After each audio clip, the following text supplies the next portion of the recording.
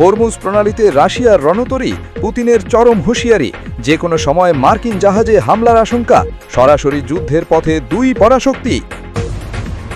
Target এবার মধ্যপ্রাচ্য, ইরানে মোতায়েন হচ্ছে শক্তিশালী চেচেন বাহিনী, বিশ্বজুড়ে ঘনিয়ে আসছে ভয়াবহ সংঘাত।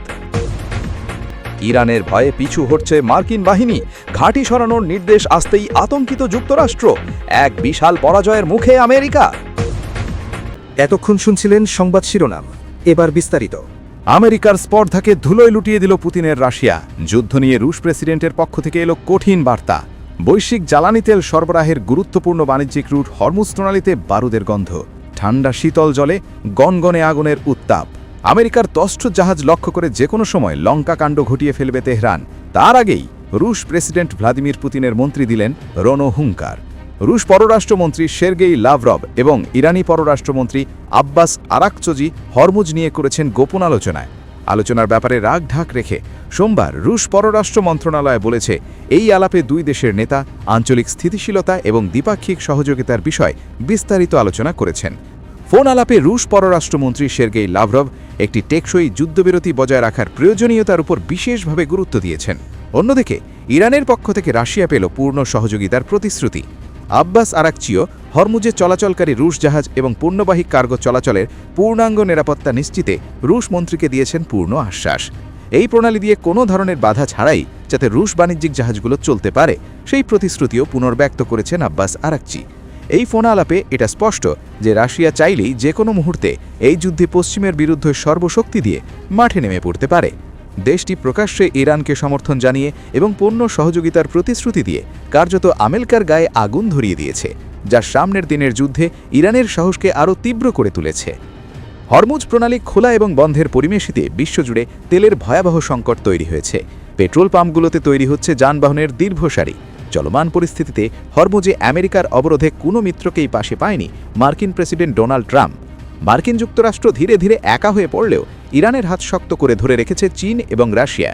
এই দেশ দুটো আমেরিকা তথা পশ্চিমাদের নানা বাধা বিপত্তি পেরিয়ে শুরু থেকেই সামরিক থেকে কূটনৈতিক দুইভাবেই ইরানের এই যুদ্ধে জুগিয়েছে সাহস এবং অনুপ্রেরণা। এর আগে রুশ পররাষ্ট্রমন্ত্রী সের্গেই লাভরভ বৈঠক করেছেন চীনা প্রেসিডেন্ট শি জিনপিংয়ের সাথেও। সেই বৈঠকে মধ্যপ্রাচ্যের যুদ্ধে বৈশ্বিক জ্বালানি সরবরাহ বড় সংকটের মুখে পড়ায় চীনকে সহযোগিতার প্রস্তাব দেয় রাশিয়া। সামনেই চীন সফরের সম্ভাবনা আছে রুশ প্রেসিডেন্ট ভ্লাদিমির পুতিনের। এছাড়া একই সময়ে চীন সফরে যাওয়ার কথা মার্কিন প্রেসিডেন্ট ডোনাল্ড ট্রাম্পের। মার্কিন নেতার এই সফর যাতে ব্যর্থ হয় সেই চেষ্টা চালিয়ে যাচ্ছে চীন, রাশিয়া এবং ইরানের ত্রিশক্তি জোট। যুদ্ধের ময়দান থেকে এক চমকে যাওয়া খবরের তোলপাড় চারদিক। নতুন খেলোয়াড় আনছেন ইরানের বন্ধু ভ্লাদিমির পুতিন। তেহরানের শক্তি বাড়াতে শক্তিশালী চেচেন যোদ্ধাদের পাঠাচ্ছেন রুশ প্রেসিডেন্ট। আমেরিকা আবারও হামলা করলেই ইরানের হয়ে লড়তে প্রস্তুত রাশিয়ার মিত্র চেচেন যোদ্ধারা। তাদের ভাষায় এটি শুধু যুদ্ধ নয়, শুভ আর অশুভের লড়াই। আর এর পিছনে আছেন মস্কোর শক্তিশালী ছায়ানেতা ভ্লাদিমির পুতিনের ঘনিষ্ঠ নেতা রমজান কাদিরভ। গেরিলা যুদ্ধে পারদর্শী এই বাহিনী মাঠে নামলে প্রযুক্তি নির্ভর মার্কিন বাহিনীর জন্য পরিস্থিতি কতটা কঠিন হয়ে উঠবে তা নিয়ে সমীকরণ মেলাতে ব্যস্ত পেন্টাগন। নতুন এই সমীকরণ কি সংঘাতকে ঠেলে দিবে এক ভয়ঙ্কর বৈশ্বিক প্রক্সি যুদ্ধে? এখন সেদিকেই নজর বিশ্বজুড়ে। ইরানি আবারও সম্ভাব্য মার্কিন হামলার আশঙ্কার মধ্যেই রাশিয়ার চেচেন প্রজাতন্ত্রের অর্ধসামরিক বাহিনী জানিয়েছে, ওয়াশিংটন যদি সরাসরি আগ্রাসনে নামে তবে ইরানের পাশে দাঁড়িয়ে লড়তে প্রস্তুত তারা। রুশ প্রেসিডেন্ট ভ্লাদিমির পুতিনের ঘনিষ্ঠ মিত্র রমজান কাদিরের নেতৃত্বে পরিচালিত এই চেচেন যোদ্ধারা দীর্ঘদিন ধরে গেরিলা যুদ্ধ, শহরে সংঘর্ষ এবং সন্ত্রাসবিরোধী অভিযানের দক্ষতা দেখিয়েছেন তারা। ইউক্রেন যুদ্ধ সহ বিভিন্ন সংঘাতে সক্রিয় অংশগ্রহণ তাদেরকে একটি কার্যকর যুদ্ধশক্তি হিসেবে প্রতিষ্ঠিত করেছে। বিশ্লেষকদের মতে, যদি এই চেচেন যোদ্ধারা সরাসরি ইরানের মাটিতে নামেন তবে যুক্তরাষ্ট্রের জন্য পরিস্থিতি আরও জটিল হয়ে উঠবে, কারণ তারা প্রচলিত যুদ্ধের বাইরে গিয়ে অসম যুদ্ধ বা গেরিলা কৌশলে পারদর্শী, যা প্রযুক্তি নির্ভর মার্কিন সামরিক কৌশলের জন্য বড় চ্যালেঞ্জ। বিশেষ করে শহরভিত্তিক সংঘর্ষে তারা দ্রুত অভিযোজন ও আক্রমণ চালাতে সক্ষম, যা মার্কিন বাহিনীর ব্যয় ও ঝুঁকি উভয়ই বাড়িয়ে দিতে পারে। এখানেই ইরানের কৌশলগত সুবিধা স্পষ্ট হয়ে ওঠে। একদিকে তারা নিজেদের স্বল্পমূল্যের ড্রোন ও মিসাইল ব্যবস্থার মাধ্যমে আকাশযুদ্ধে চাপ সৃষ্টি করছে, অন্যদিকে সম্ভাব্য স্থলযুদ্ধে চেচেন যোদ্ধাদের মতো অভিজ্ঞ বাহিনীর সমর্থন পেলে তাদের প্রতিরোধ ক্ষমতা বহুগুণ বেড়ে যেতে পারে। ফলে যুক্তরাষ্ট্রের জন্য যুদ্ধটি কেবল ব্যয়বহুলই নয়, দীর্ঘমেয়াদী ও জটিল রূপ নিতে পারে। রাশিয়ার ভূমিকাও এখানে গুরুত্বপূর্ণ। যদিও মস্কো সরাসরি এই যুদ্ধে জড়িত নয়, তবে চেচেন বাহিনীর এই ঘোষণা পরোক্ষভাবে রাশিয়ার কৌশলগত অবস্থানকে স্পষ্ট করে। এটি যুক্তরাষ্ট্রের ওপর চাপ তৈরি করার একটি মাধ্যম হিসেবেও দেখা হচ্ছে, যেখানে সরাসরি সংঘর্ষে না গিয়েও মিত্রশক্তির মাধ্যমে প্রভাব বিস্তার করা সম্ভব। সব মিলিয়ে চেচেন যোদ্ধাদের সম্ভাব্য অংশগ্রহণ এই সংঘাতকে একটি আঞ্চলিক যুদ্ধ থেকে বৈশ্বিক প্রক্সি যুদ্ধে রূপান্তরের ঝুঁকি তৈরি করছে। এখন প্রশ্ন একটাই, ট্রাম্প প্রশাসন কি নতুন করে যুদ্ধে জড়াবে? আর যুদ্ধে গেলে সেই যুদ্ধক্ষেত্রে নতুন এই শক্তির সমীকরণ কতটা বদলে দেবে পুরো চিত্র? বিশ্ব এখন তাকিয়ে সেই উত্তরের দিকেই। এবার কি বন্ধ হচ্ছে সংযুক্ত আরব আমিরাতে থাকা মার্কিন সামরিক ঘাঁটিগুলো? মধ্যপ্রাচ্যে কি শুরু হয়ে গেল আমেরিকা আউট গেম? তবে কি মধ্যপ্রাচ্যে আমেরিকার দিন ফুরাচ্ছে? যে ঘাঁটিগুলো এতদিন সংযুক্ত আরব আমিরাতের নিরাপত্তার ঢাল ছিল, সেগুলোই এখন নাকি বিপদের কারণ? আরও চমকে দেওয়ার মতো বিষয় হলো, এই প্রশ্নটা তুলছে বাইরের কেউ নয়, খোদ সংযুক্ত আরব আমিরাতের ভেতরের প্রভাবশালী কণ্ঠ। তাহলে কি সত্যিই বদলে যাচ্ছে পুরো গেম? সম্প্রতি সামাজিক যোগাযোগ মাধ্যমে এক্সে দেওয়া এক পোস্টে আলোচনার ঝড় তুলেছেন আরব আমিরাতের শীর্ষ শিক্ষাবিদ এবং দেশটির নেতৃত্বের ঘনিষ্ঠ হিসেবে পরিচিত আব্দুল খালেক আব্দুল্লাহ। তিনি সরাসরি জানিয়েছেন, সময় এসেছে আমিরাতে থাকা মার্কিন সামরিক ঘাঁটিগুলো বন্ধ করার বিষয়টি বিবেচনা করার। তার যুক্তি খুবই সোজা, নিজেদের রক্ষার জন্য তাদের আর ওয়াশিংটনের প্রয়োজন নেই।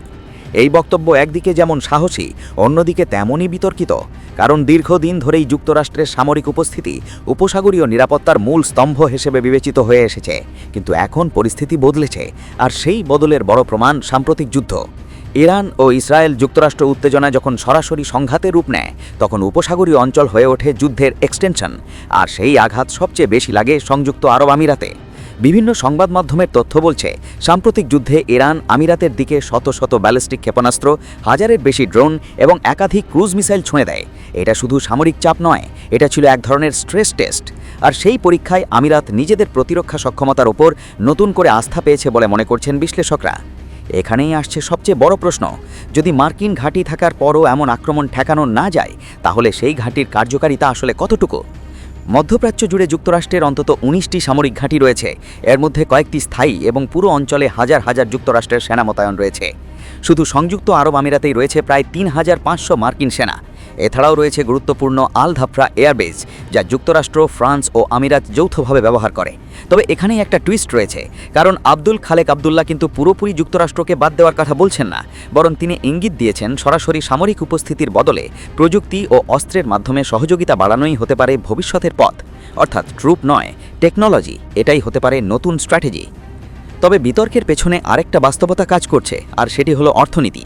সাম্প্রতিক যুদ্ধের প্রভাবে আমিরাত কয়েক দশকের মধ্যে সবচেয়ে বড় অর্থনৈতিক ক্ষতির মুখে পড়েছে। নিরাপত্তা ঝুঁকি যেমন বেড়েছে, তেমনি বিনিয়োগ ও ব্যবসার পরিবেশ নড়বড়ে হয়েছে। সব মিলিয়ে এখন পরিস্থিতি দাঁড়িয়েছে এমন এক মোড়ে, যেখানে প্রশ্ন উঠছে, মার্কিন ঘাঁটি কি নিরাপত্তা দিচ্ছে নাকি ঝুঁকি বাড়াচ্ছে?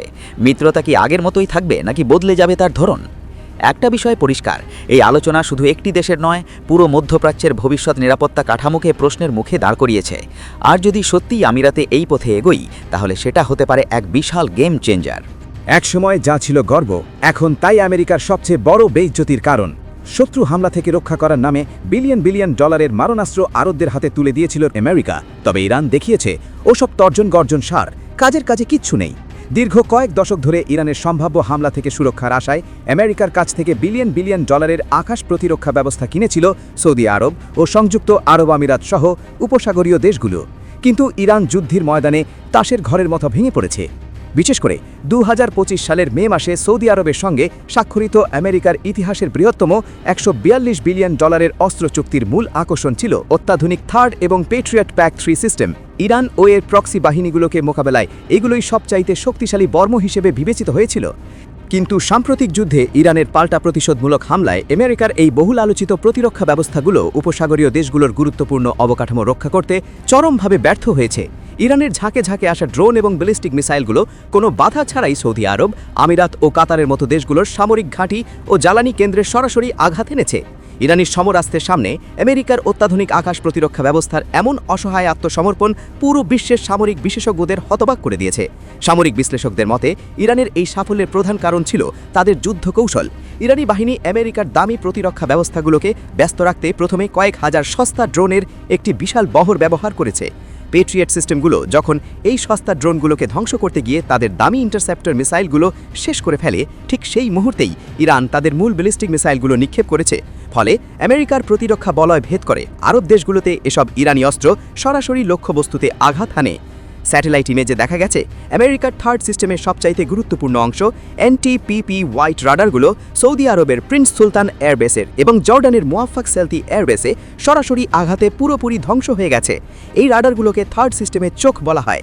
এগুলোর ধ্বংস হওয়ার অর্থ হলো পুরো প্রতিরক্ষা ব্যবস্থাটি অন্ধ হয়ে যাওয়া।